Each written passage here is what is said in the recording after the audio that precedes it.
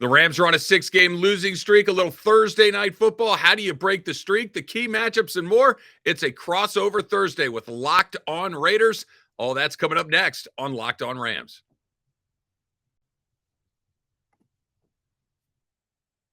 You are Locked On Rams, your daily Los Angeles Rams podcast.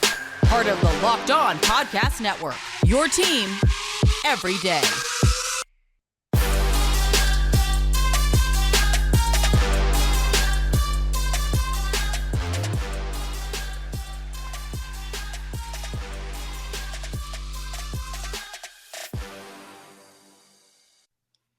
All right, it is another crossover Thursday, and of course, we have a crossover edition right here for a Thursday night game between the Los Angeles Rams and the Las Vegas Raiders, who will have more than their fair share of fans in Los Angeles coming up on Thursday night.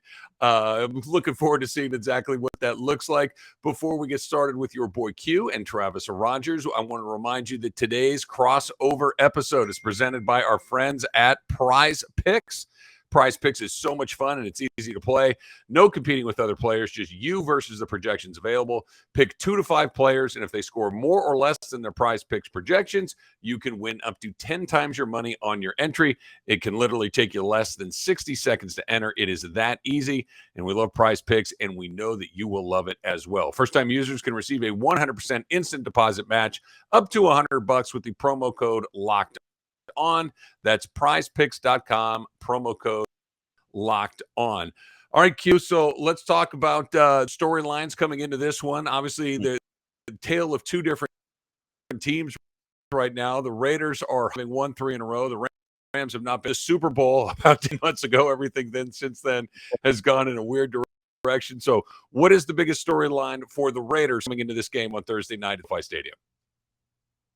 Well, I mean, you mentioned they won 3 in a row, which is great, right? Any team would be excited and fired up about winning 3 in a row. Problem is they dug themselves such a hole to begin the season. Now it's basically every week feels like a must-win game, and it probably realistically is. So the biggest storyline for the Raiders is, can they keep this rolling? Can they keep the party going that they have winners of 3 straight? They had 2 walk-offs in a row in Denver and Seattle, and then one last week on Sunday against the Chargers at home, which was a good win. You know, they probably played the best game of the season, offensively and defensively. Now, can they take that on the road on a short week and keep that going is the biggest question. They have some guys that are banged up. Rock Yassin, one of their defensive backs that's been playing pretty well. He's out for the game officially, so that's a big deal. Josh Jacobs, who's been massive on the offense, he's questionable with a quad and a calf injury. And on a short week, I don't know what that looks like, right? So, I mean, when it's a game and it doesn't get played till Sunday, most likely they say, okay, he's going to go. But it's going to be interesting to see what he does, later on Thursday Night Football to see if he's able to go. And if he is able to go, how long will he be able to go? Because, again, it's a very short weekend. I remember talking to him in the locker room following the game on Sunday, and he said, well, I'm just getting to the house and I'm doing a lot of rest and I have a lot of treatment that I'm going through. But, man, on a short week, that's going to be really tough. So I think the biggest storyline for the Raiders going into this game is, can they just keep what they're doing? Can they keep that party rolling and continue to win games in games that they have to win if they want to try to make this a race towards the end? So that's where it lies with the Raiders. How about for the Rams, who I know currently are riding that 6-game losing streak? Yeah, the Rams are in a weird spot, Q. It's been such a bizarre season that it opens up with a dropping of a banner, and everybody's incredibly excited to get this whole thing going again. And Buffalo just tears them in half, and it just from that night forward, really nothing has gone well. In fact, quite honestly, it's gotten a little bit worse week to week to week. And here you are on a 6-game skid right now. I think that the big story right now for the Rams, and for a different reason, but for the same reason, is the short week. You're talking about Jacobs and making sure that he's ready to go. The short week for the Rams is a little different because they may play a quarterback that's been a member of their team for about 5 minutes. Right. He just got here a couple of weeks. Obviously, they go out and they pick up Baker Mayfield off of a waiver wire from Carolina. Matthew Stafford, you're not going to see him the rest of the year. John Wolford's dealing with an injury. And Bryce Perkins has been, inconsistent if we're being charitable and not very good if we're being honest. It's just, he's inexperienced. He hasn't played a lot of football. So I don't know what Sean McVay's plan is. I think it depends on what you're trying to do for the Rams. Are you trying to just find something? Are you trying to find a way to win a game and break this 6-game losing streak? or are you trying to really evaluate what you have in Baker Mayfield and see if he may be the guy that you can use as your backup moving forward next season when the Rams hopefully regroup and go again? Because in my opinion, if you put him out there with literally zero preparation, I mean, never mind knowing the playbook, I don't even know if he'll know anybody's name in the huddle. I mean, you start to look 19, around and you go. yeah, it's one of those things. You go this way, you go that way. Like when you're Yeah. in the backyard with your buddies and you're drawing plays up on your chest, and you go down by the tree, and you go by the car, and we'll do something like that. So I don't know. I think that where they can find some offense is the biggest question, because for the Rams so far this year, that every day has gotten, or every week, I should say, has gotten a little bit more challenging in the sense that you're not evaluating a player like Baker Mayfield with a competent offensive line. You're not evaluating him with Cooper Kupp out there. You're not evaluating him with Allen Robinson out there, or Tyler Higbee playing at a normal level. Nothing is working offensively. They sent their best running back to Jacksonville. They just cut him and they pick him up. Darrell Henderson's gone. So the evaluation period is almost impossible to do with where it is. So the Rams are just trying to figure out who is going to play quarterback and who may be able to put some points on the board. And I don't know if they have an answer for either one of those things. So we will definitely see. One of the other ones, and I mentioned it to you in the open, is the Raiders, as much as this pains me to say, are probably still the most popular team in Los Angeles. They have more fans here than everyone else, and I'm really curious to see what it's going to look like at SoFi. We've seen a lot of different fans from a lot of different places come in and fill up SoFi Stadium, but I think the Raider element is going to be a totally different one. Oh, yeah, I agree. And I was there at SoFi week 1 when the Raiders played the Chargers, and I get it's a total different animal when it's the Chargers. I mean, hell, they couldn't even fill up a soccer stadium, right, when they were playing in the soccer stadium. So it's different, and the Rams are the defending Super Bowl champions, so I know that they're going to have some good representation. Of course, they have some deep roots there in L.A., unlike the Chargers, who originally were the San Diego team. But I do believe, especially doing radio all week long in Las Vegas, I do believe everyone who's been calling in has been excited, fired up, looking forward to the trip to LA, or if they live there, going to SoFi Stadium and trying to black out the stadium, as they call it, even though I'm sure that they're going to be wearing their white color rush jerseys. I think that's what I saw. So that should be pretty cool looking. But yeah, I think that the Raider representation, Raider Nation, is really going to show up and show out. They're very excited about that. And, it's not like you ever want, a team to move multiple times in their franchise history. But I guess the silver lining to that is that you have fan bases rooted everywhere, right? You got them rooted in Oakland, they're rooted in LA, and of course they're building in Las Vegas. So I mean they're all over the place, but LA is thick with Raider Nation. So I do think it's going to be a loud silver and black crowd, and it should be very interesting to see how it all shakes out, what the dynamic looks like. Yeah, I'm curious too on where the Raider fans are, because the Rams fans for the last, let's call it 3 weeks or so, really have kind of come to the realization, okay, this is not going to happen. They're not going to get hot. They're not going to start to win some games, and you go into that mode. Was that ever a consideration among the Raider Nation when you look at it, because they got off to that bad start? Was it 2-7 at one point before winning these 3 in a row? Yeah. Was it just kind of, okay, it's not supposed to happen this year, and are they getting back on board? Yeah, I feel like they're getting back on board now, but I'll tell you, man, it was doom and gloom. The sky was falling, fire everyone sucks, this, that, and the other. I mean, man, it was hell on wheels for a while, brother. Let me tell you, man. I mean, the last 3 weeks has made my life a lot easier, both doing the podcast and doing the radio station, and, having to talk to Raider Nation and try to, convey what I see at practice or what I hear from head coach Josh McDaniels. And of course, he coming over from the Patriots. That doesn't help things either. So it was bad, man. It was in a bad place for a while. And I think they're starting to see the plan and how it's starting to come together. And remember, this is without Darren Waller and Hunter Renfrow, that the Raiders offense all of a sudden start to click, but they got this nice 1-2 punch going if they can keep it rolling, right? If Josh Jacobs could be healthy enough to play, if Davante Adams can keep the party going, like I believe he can, as one of the best wide receivers in the league. But I mean, it's really, it seems like it's coming together. People are starting to feel a lot better about the team, and Raider Nation is getting back on board, right? I mean, there was a time where I thought, oh man, Allegiant Stadium's going to have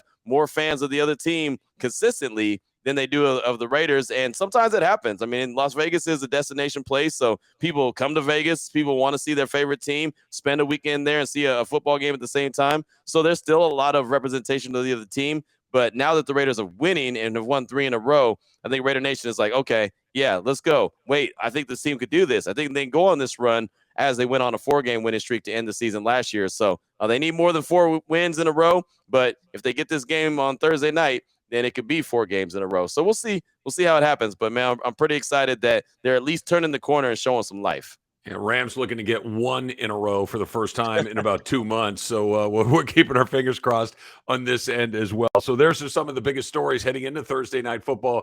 Coming up next, we're going to get into some of the key matchups for this game.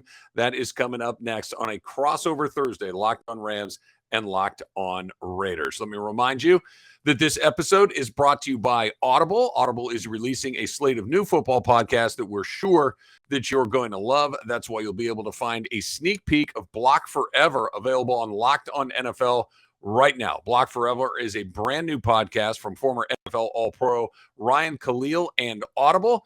And Khalil takes you inside the conversation about football and takes it to the next level. He gives football fans an insider look at the game through the eyes of the greatest players and personalities of all time. He sits down with star players, coaches, former pros across the league to get real about what happens on the field and behind the scenes, including inside the locker room, during team meetings, and yes, back at the hotel. It discuss topics like player psyche, sports betting, playing through pain, being a leader, how to deal with difficult teammates. Nothing is out of bounds. It's available for free on Audible and wherever you get your podcasts. Head on over to Locked on NFL for a sneak peek of Block Forever or catch the full series available anywhere where you get your podcast. Available everywhere right now.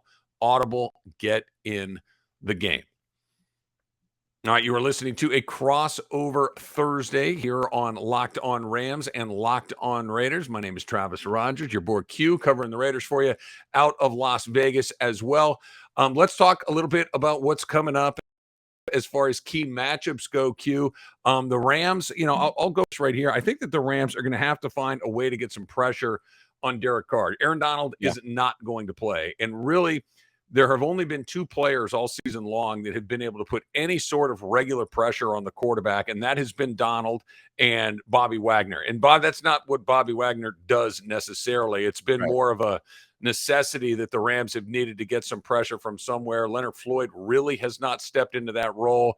You just have not seen anybody really take that mantle and kind of run with it along the way. Now, about 2 weeks ago, the Rams made a decision to cut Justin Hollins. They decided that they didn't want to have him a part of the organization anymore. And Michael Hoyt, who was a special teams player, really, that's kind of why he was here. He was buried on the depth chart as a defensive tackle. They kind of threw him in as an edge rusher just out of desperation. And really, they've gotten a pretty good push from him. They've gotten a couple of sacks from him. They've gotten a forced fumble along the way as well, a couple of different quarterback pressures as well. And where the Rams are in their season and where they are in this evaluation period, this is one of the guys that's kind of popped and kind of made you turn your head a little bit and take a second look. And if they have any sort of a chance to win this game, they're going to have to get pressure. They're going to have to force turnovers. They're going to have to get to that quarterback because Troy Hill, another one of their starting defensive backs, is out. He's not going to play this week. More than likely officially listed as questionable at this point. So Jalen Ramsey can't cover more than one person at one time, which means they're going to have to put some pressure on him to get that. I think that's the one on the defensive side of the ball that I have my eye on. What about the Raiders?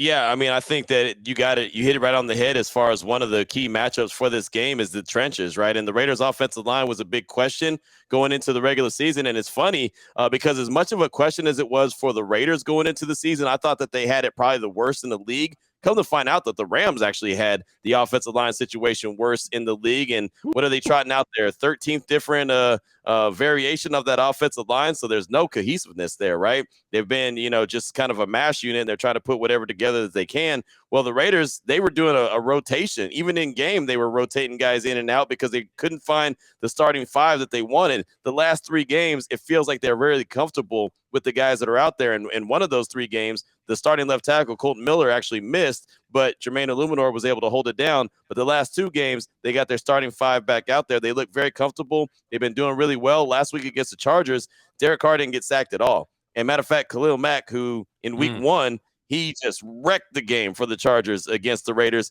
You didn't even know he played on Sunday. I mean, and I'm not saying the offensive line is the most stellar offensive line, but they made sure that Khalil Mack did not wreck the game. So I'm interested to see if they can continue to grow as one cohesive unit because, again, you've been covering the game long enough that the offensive line is the one piece that you really have to have a solid 5. If you don't, it's going to be a problem. And so the Raiders had a big problem with that offensive line for most of the majority of the season. And they were good at blocking for the run game, but they really weren't that good at pass blocking. I mean, all these offensive linemen, they want to block moving forward than they do want to back it up, backpedaling. So, they're starting to do that really well. Can they keep that going? And like you said, if the Rams need to get pressure, can they keep that pressure off of Derek Carr? If they keep him clean, I feel pretty confident that the Raiders are going to be able to do what they want to do offensively as far as run the ball and deliver the ball through the passing game, especially to Davante Adams, who is having a really good season with the silver and black. So that's definitely the trenches. The offensive line in particular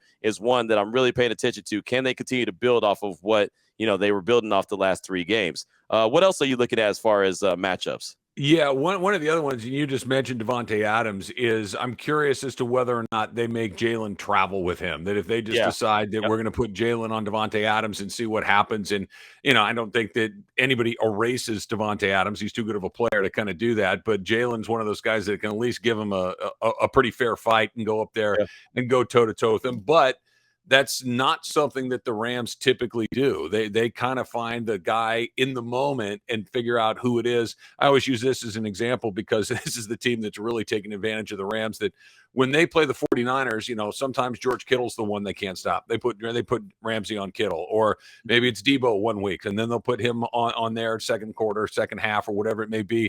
It could be Brandon Ayuk. It could be Christian McCaffrey. It could be whatever it is they do. They try to move him into a matchup to try to neutralize the other team's best and most dangerous offensive weapon. Obviously, like you mentioned with no Waller, that is Davante Adams. That's the guy that is the scariest from a Rams fan's perspective. So I would imagine that they're going to get as many opportunities as they can to put Jalen on Adams. But on those chances with it doesn't work out quite like that, the Rams are vulnerable. They really, their secondary is very young outside of Jalen Ramsey. So I think that Davante Adams may have a very big day. And then, like we talked about at the beginning, if you don't get any pressure on Carr and you give him anything approaching a normal amount of time or beyond, I think he's really going to do some work. Right. No, me too. And that's my other matchup that I was looking at. I was looking at Davante Adams and other, right? And that's not being disrespectful to Jalen Ramsey. I know that they're going to be matched up, but I know last week against Seattle, DK Metcalf did the little, hey, come follow me. And Jalen was like, no, we're not doing that. And so I'm interested to see if, yes, they do that, in this game, because I think it would be the best case scenario for, the Rams. And obviously it'd be must-watch TV as well, because those are two of the best at going at it. I think it'd be awesome to see. But, if that's not the way that they run things defensively, then that's not what it is. And then I'll be interested in the chess match between Josh McDaniels and, Raheem Morris and how they're going to decide to, defend Davante Adams, because, man, he's got a lather going. He's playing some really good ball. Derek Carr is obviously comfortable with them, and man, they get going early and they get going often. And Davante Adams, like I said, having a really good season. So I'm interested to see. Personally, I'd love to see Jalen Ramsey just follow him the whole game, and we could just watch that matchup. I think that'd be the best, box office material. But I don't know how the matchup's going to go, obviously, but Davante's lined up everywhere, outside, inside, just in the backfield. I mean, he'll line up wherever you ask him to line up in Josh McDaniels' offense, and then they'll obviously go into whatever they're trying to run. But he's been a fun weapon to watch all season long for the Silver and Black. Even when they weren't successful, he was still doing some really good things. So, that's definitely going to be the ultimate matchup as far as I'm concerned. That may be from a Rams fan perspective, the one entertaining aspect of coming in is that particular matchup, because I have a feeling I know what the end result is going to look. Though in the moment, watching those two guys go at it should be fun. Travis Rogers from Locked On Rams, your boy Q from Locked On Raiders. A little over Thursday action. When we come back, we'll give you our predict what we think may happen at SoFi Stadium tomorrow night when the Raiders and the Rams get into. Let's talk about our friends at BetOnline. BetOnline.net is your number one source for betting information, stats, news, and analysis. You can get the latest odds and trends for every professional and amateur league out there, from football to basketball, soccer, esports. They got it all at BetOnline.net. And if you love sports podcasts, you can find those as well at BetOnline. We're always the fastest and easiest way to get your betting fix. Head to the website today and use your mobile device to learn more. BetOnline, where the game starts. And Q, before we move on from this, the line right now 6.5 for the Raiders, and that feels generous towards the Rams. I think that 6.5 is a very, very good number for your side of the ledger.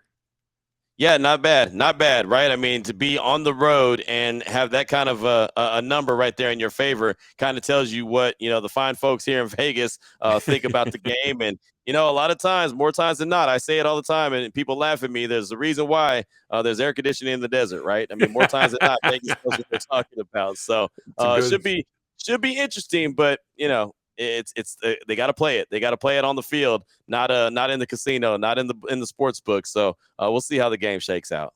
Absolutely. And then while you're doing that, you can have a little Built Bar as well, because you have to try the Built Bars that we're talking about. How about this? A little cookie dough topper. This is one of the new reimagined flavors.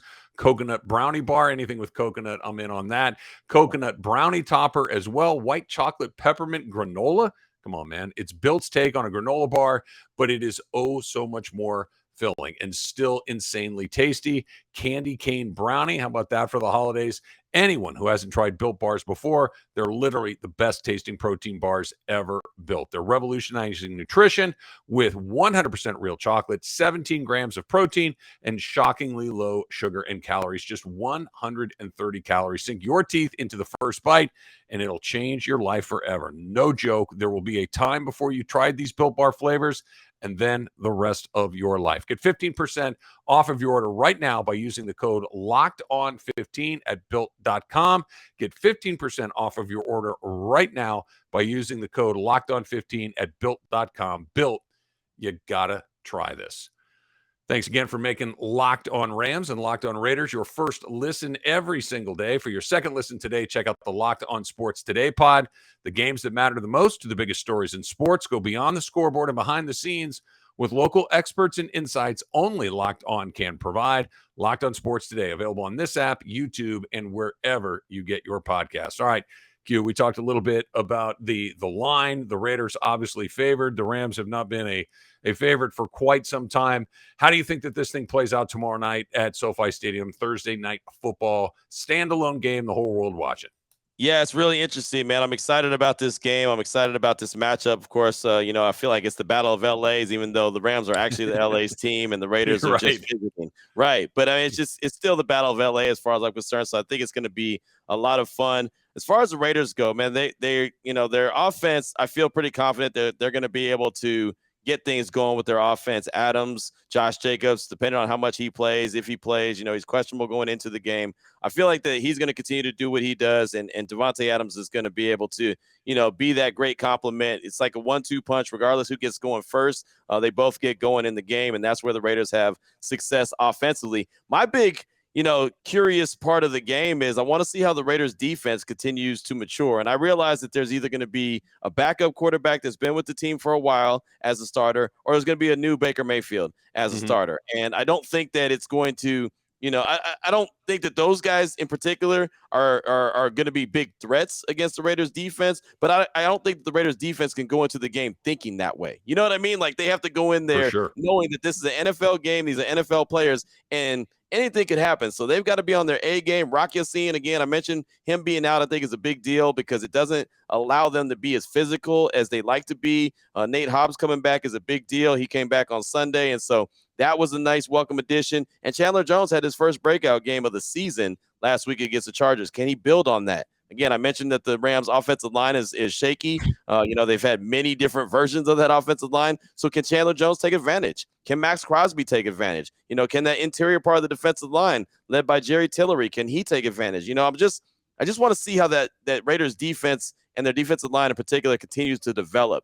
Just not even just for this game, but moving forward, right? And so you've got to start to develop a rhythm and start to show that you understand what's going on, and can you create some turnovers? So really, I'm looking for the Raiders to try to come up with a couple turnovers, maybe give their offense a couple short fields, and allow that momentum to all of a sudden help that offense just strike.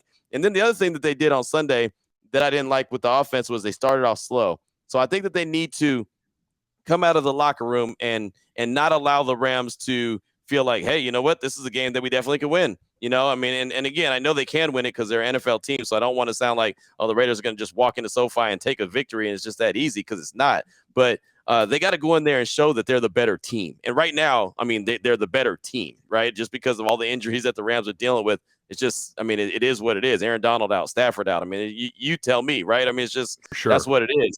They've got to go in there and establish their kind of dominance. That's how I think that they win the game. If they win the game, they'll go in there and they'll have a dominating force and show why they have a 3-game winning streak going on, and show why the Rams, have a 6-game losing streak. And I feel comfortable that they're going to win, but I just want to see it. I want to see it to believe that they're going to actually go in there and operate the way that I have it played out in my head. So that's kind of a long-winded way of saying the way I think that the game goes. But you never know, man. It's the NFL, and these crazy things happen. So I didn't think the Raiders could lose to the Colts, and they did, right? With Jeff Saturday, his first-time head coach. So there's that. So yeah, you said it a couple of times, and I point because we get them invested in this stuff, and you think, okay, well, this guy's not any good, that guy's not any good. They are all NFL players, and they're in this league for a reason, and it's because they're really, really excellent football players. That being said, the Rams are using guys that are barely in the NFL. They're like you've mentioned it a couple of times. The Rams offensive line is not just bad, it is historically broken. This is something. They play the same offensive line for the second time this upcoming week. We'll see exactly who the guys they roll out there about 5:15 tomorrow night. But they've had 14 different people offensive line this year. 14 different guys have played on the offensive line for this. And Rob Havenstein, their right tackle, is played in every game. So you've got 13 guys from the remaining 4 positions. That's what the turnover's been like far this season. As far as a prediction goes, as far as a path to victory, you mentioned a couple of turnovers in a short. That has to happen for the Rams. The Rams do not have the offensive firepower to go a bunch of 75-yard drives over and over again and score touchdowns. They're going to have to get a short field more than one time. They might have to get a defensive score or a special team score along the way to kind of steal a possession, steal some points.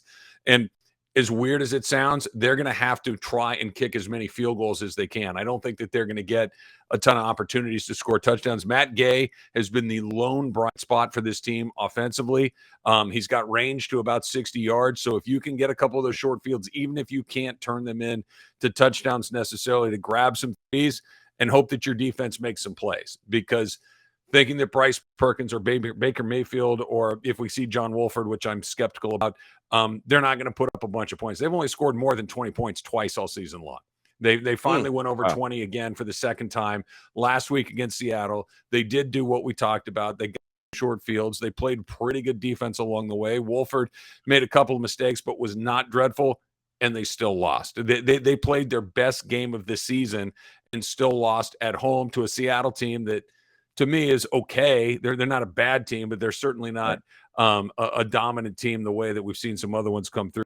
So I think this thing tilts heavily towards the Raiders. But like you mentioned, a bounce here or there, right, a 58-yard field goal here or there, and the Rams are in deep trouble.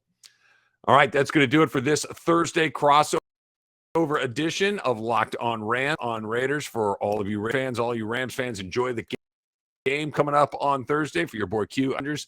Until next time, whose house? It's Locked On Rams and Locked On Raiders house.